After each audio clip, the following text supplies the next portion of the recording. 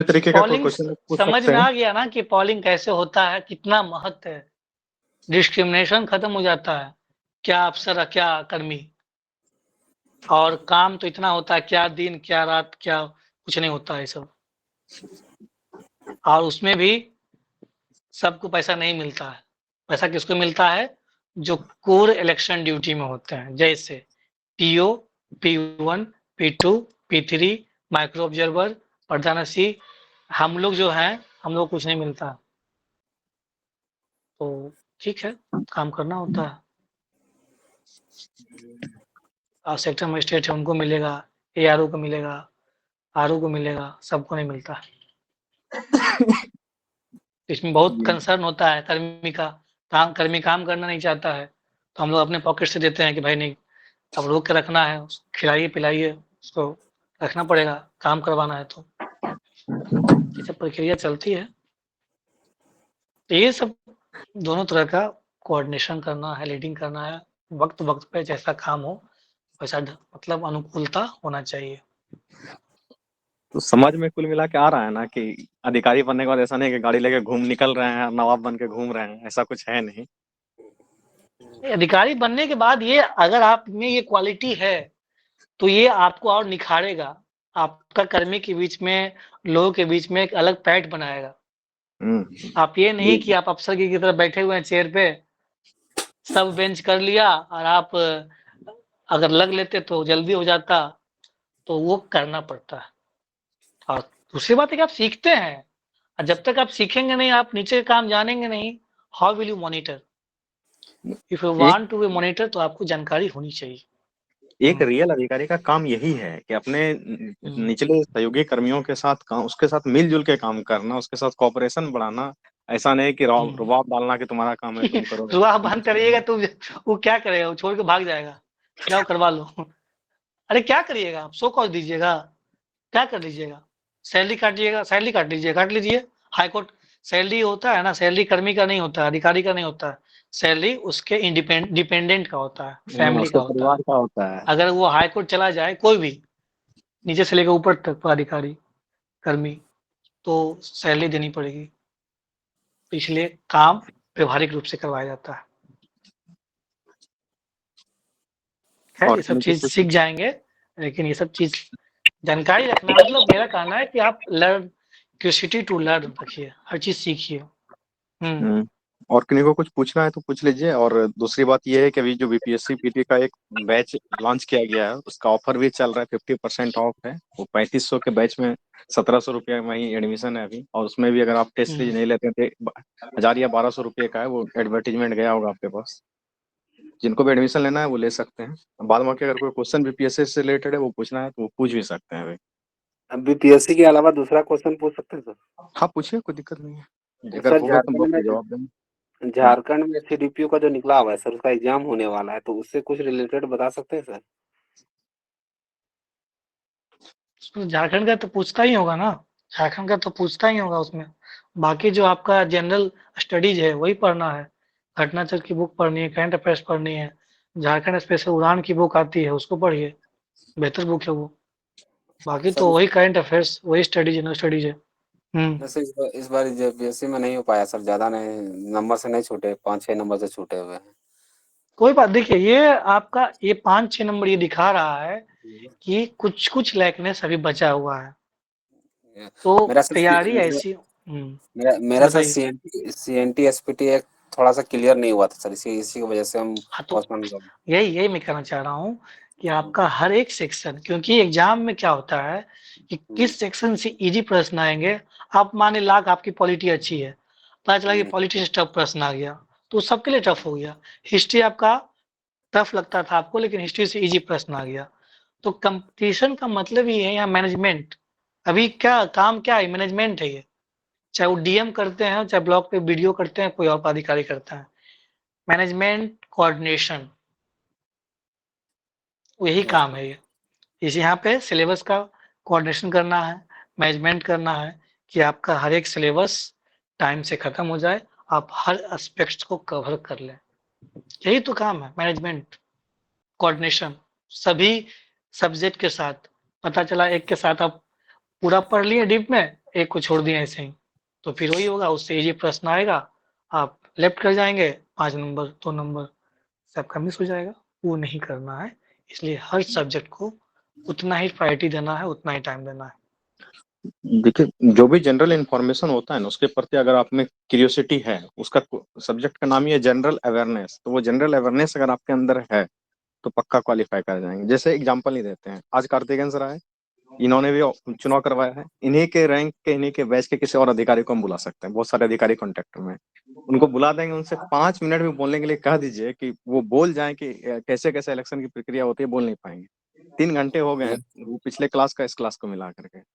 तो आपके अंदर कितनी क्यूरियोसिटी है जानने सीखने की, सबने समय उतना ही दिया है, सबको उसी ड्यूटी पे, सेक्टर मजिस्ट्रेट की ड्यूटी पे सबको डिप्यूट किया गया था, सारे लोग गए भी थे वहां पे, लेकिन किसी ने सीखा और किसी ने ऐसे ही हवा हवाई काम करके चले आया, काम तो उन्होंने भी किया था। तो आपके अंदर क्यूरियोसिटी कितना है, इस ये मतलब कि जीता जागता प्रमाण है कि आप सिविल सर्विस में कितना जल्दी सिलेक्ट होने वाले हैं। पेपर बिल्कुल। पढ़ते रहते हैं नहीं पर कार्तिक सर आए थे ना पहले, जो वोटिंग के बारे में बताए थे, तो हाँ, हम बताए थे कि पहले जाइएगा वहाँ पे क्या क्या सारा चीज देखिएगा। तो आज हम वोटिंग करने के ना पहले सारा चीज देखे, क्या क्या मैनेजमेंट है, कैसे कैसे आदमी बैठा है, सारा चीज देखे हम पहले।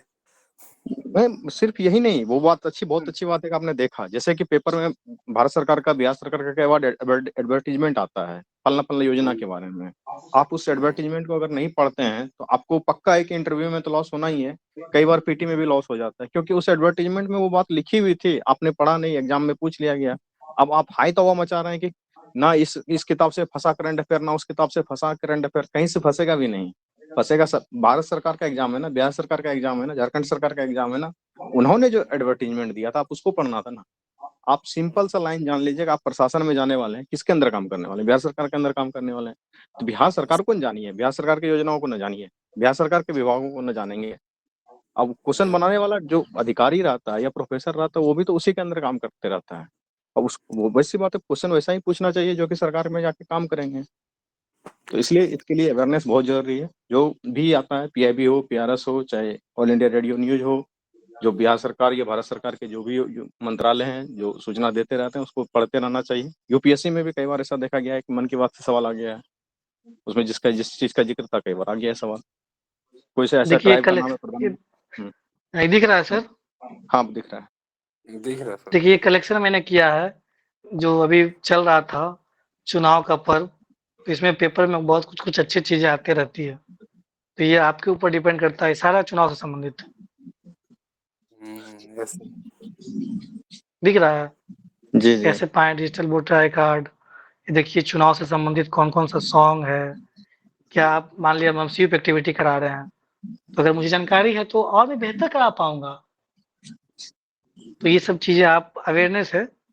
अमित सिहाई का मैं बात कर रहा था, देखिए ये Mysore paints and varnish limited, ये कंपनी का नाम है, और ये वाडियार राजवंश। अब सोचिए कि मान लिए अभी चल रहा था इन डिलीवरी इनका बारे में, अब इसी का प्रश्न आ गया, तो जानकारी होता तो आप बना देते क्वेश्चन, कब शुरुआत किया गया। और इसमें तो एजी नाइट्रेट सिल्वर AgNO3 वो तो यूज किया ही जाता है 1952 में, नेशनल फिजिक्स लेबोरेटरी इससे वेरीफाई किया गया है, और ये फार्मूला को डिस्क्लोज नहीं किया गया है।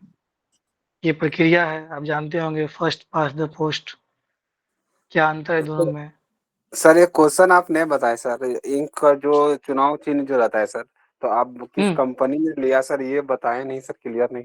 ये बताएं तो अभी, Mysore paints and varnish limited यही नाम है कंपनी का। दिख नहीं रहा है क्या। देख रहे हैं। हाँ हाँ सर। तो ये आप जब जब पढ़ेंगे तभी आप सीखेंगे। देखिए ये दोनों में अंतर है, फर्स्ट पास्ट द पोस्ट और प्रोपोर्शनल ये थोड़ा सा बता रिप्रेजेंटेटिव। दीजिए, और ये बता दीजिए, ये काम का चीज है। ये पहले ये लोग बताएंगे, ये लोग तो पढ़े होंगे, ये तो बुकिश नॉलेज है। अभी पढ़ाए पढ़ाए भी हैं, हम अभी राष्ट्रपति वाला चुनाव पढ़ा रहे थे, उसमें पढ़ाए भी थे। बताइए, कोई बताइए क्या होता है first past the post post and अनुपातिक प्रतिनिधित्व, प्रोपोर्शनल रिप्रेजेंटेटिव। अभी सर हाल फर्स्ट चुनाव पास्ट में होता है कि जिसको सबसे ज्यादा वोट मिलते हैं उसको विनर घोषित किया जाता है। और अनुपातिक प्रतिनिधित्व में होता है कि आपको कम से कम 50% और +1 वोट होगा, तभी आप विनर घोषित होंगे।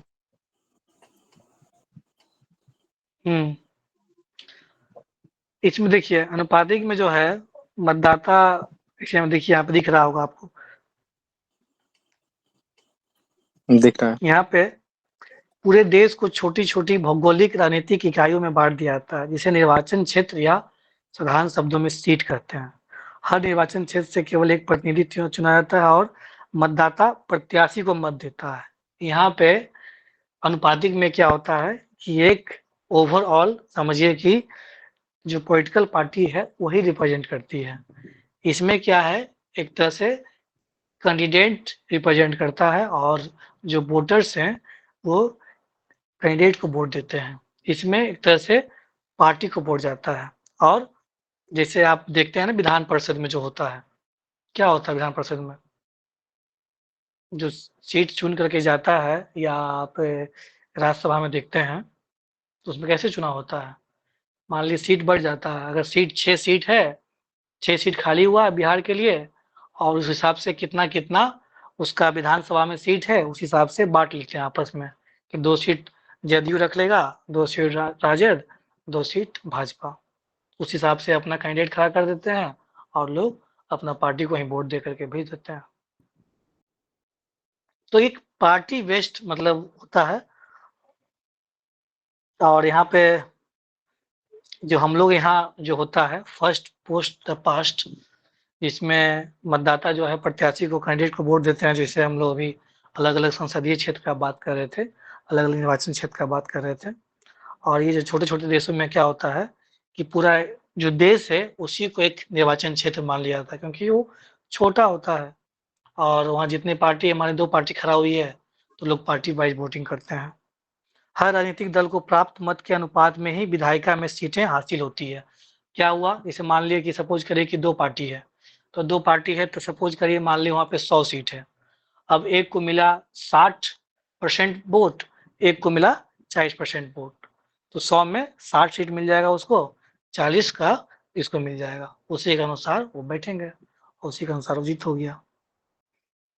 ठीक है, तो ये बेसिक चीज़ें हैं, आपको पता होना चाहिए कि दोनों में क्या अंतर है। और ब्रिटेन भारत में है, ब्रिटेन में, इंडिया में ये सिस्टम चलता है और डिटेल से भी बताया गया है। ये देखिए, ये पावर ऑफ वन वोट, ये स्वीप एक्टिविटी करा रहे थे, तो ये पेंटिंग हम बनवाए थे। ये पेपर में आया था, इसी सब देखे थे पेपर में, तो अपने स्कूल में भी वहाँ पे जहाँ हुआ था तो ऐसा करवाए थे हम भी। तो आप देखिएगा, सीखिएगा तब ना करवाइएगा, जानकारी होना चाहिए ना, कुछ अपना क्रिएटिविटी हुई। जैसे एक मॉक पोल जब मीटिंग हो रहा था तो कि सर एक मॉक पोल भी करवाया जा सकता है बच्चों के साथ, तो भी एक अच्छा एक्सपेरिमेंट था कि स्कूल में जितने भी जिस तरह से पेरेंट्स टीचर मीटिंग होता है तो बच्चे ही वो थर्मोकोल का ईवीएम बना ले, बीयू सीयू वीवीपैट, और उसके बाद अपने बच्चे गार्जियन को लेकर के आए और एक मॉक पोल हो कि कितना इजी वे में आप वोटिंग कर पाते हैं, कोई समस्या नहीं होती है। ये सब अलग-अलग प्रकार का इनोवेटिव आइडिया है, इनिशिएटिव है। ये कुछ-कुछ नॉलेज है ये चीज़। तो ठीक है, कहने का मतलब ये है कि आप इस तरह का एक्टिविटी रखा कीजिए, सीखिए, सब क्वालिटी डेवलप करना पड़ता है, आप करिएगा तभी आप ये करना नहीं, ये अपने अंदर का इंटरेस्ट होना चाहिए। कुल कितने वोटर्स थे बताइए इस बार? बताइए एग्ज़ैक्ट। कौन बताएँगे?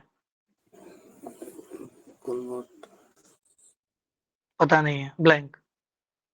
कुल देखिए कितने वोटर्स हैं, 96.8। अभी सब मेंस में लिखने में आएगा काम। कितनी महिलाएँ थे, कितना युवा, तो क्या है, फैक्ट है, लेकिन फैक्ट ऐड ऑन करता है मेंस में। जानकारी होना चाहिए, कहाँ पे राइट टू वोट्स है, कहाँ पे आपको कंपल्सरी है, अनिवार्य मतदान का है। ये भी हमेशा चर्चा में रहता है। 2 ढाई महीना 3 महीना से इलेक्शन मोड में चल रहा है प्रशासन और देश, अभी सब अवगत नहीं है एक एस्पायरेंट के नाते, तो आप अपनी ड्यूटी सही से नहीं कर रहे हैं। इनको तो ये भी क्या पता नहीं होगा रुपेश कि सर? कौन 17वीं लोकसभा चल रहा है कि 16वीं लोकसभा चल रहा है, 18वीं का चुनाव हो रहा है, किसका चुनाव हो रहा है। नहीं तो ये सब पता अच्छा, रखना 18वीं पड़ेगा। का 18वीं का एग्जैक्ट किसी को पता है कौन से लोकसभा इलेक्शन के लिए चुनाव हो रहा है ये? 1724 98